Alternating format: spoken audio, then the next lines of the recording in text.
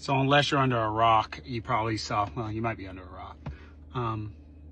You saw yesterday that Tony Busby, the lawyer out of Texas, has amended one of his lawsuits and named Sean Carter, also known as Jay-Z, Hove, in his lawsuit, alleging that him and Combs participated in the sexual assault of a 13-year-old girl some 20-some years ago. The fuck? So, a couple of things to talk about. One, I don't know who Carter's press release person is about the allegations, because now you can see them both. But, pro tip, your response to the lawsuits should not be, man, this is awful, this is bad, this is horrendous, and if it is so bad, they should prosecute criminally, not for this civil cash grab. I understand what they're doing. Usually in these situations, and given what he's going through, I think probably one of the smarter things to do would be to take a polygraph. Don't tell anybody you're taking it. Take a polygraph, pass the polygraph, and release those results. That's something that could be.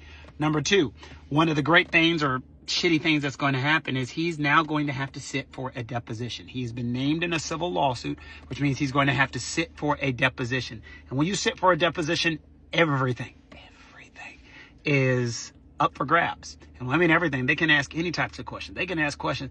Tell me about that CD you released with R. Kelly back in the day. You remember that? The best of the both worlds? Tell me about that shit. Tell me about the young women. Tell me about how you met Beyonce. Tell me about all of these situations. So all of this stuff is up for review in a deposition, if you will. Can his lawyers get the lawsuit thrown out early?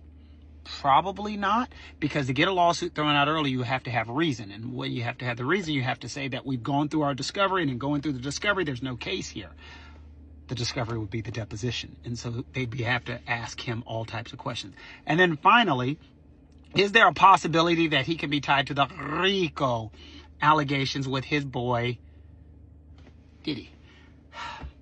Yes and no, not just based upon this, because the RICO allegations are a corrupt organization. So for the federal government would have to tie Carter and Combs that they are part of the same organization, the corrupt organization. One is the general and one is the lieutenant, that they are part of the same organization. Sadly, if you are a mere participant in a butt-naked baby oil freak-off party, it'd be hard to say that you are part of the RICO organization. Additionally, I don't think, given what his press conference or his press release has said, that, look, y'all need to come after me criminally, but I haven't done anything wrong. I haven't said anything. I haven't done anything. Given that, it is my assumption that, no, the federal government has not been in touch with him yet. Does this mean they can't? No. Does this mean when they can go read the deposition, they can listen to this person, they can interview the accuser, they can ask all of these questions and decide if they want to make him part of the RICO organization? Stay tuned. Major bombshell. This is a big deal. And here is the problem. Now that Jigga has been named in these lawsuits, he ain't going to be able to get that stank off of him. So that's why people are like, how come Busby sent these demands, or how come lawyers send these demands to you? Because now that the genie is out of the bottle, it's going to be almost impossible for him to get his reputation back. That's why in those unique situations, I say, hey, man, sit your ass for a polygraph and pass it. But if you fail, ooh, take that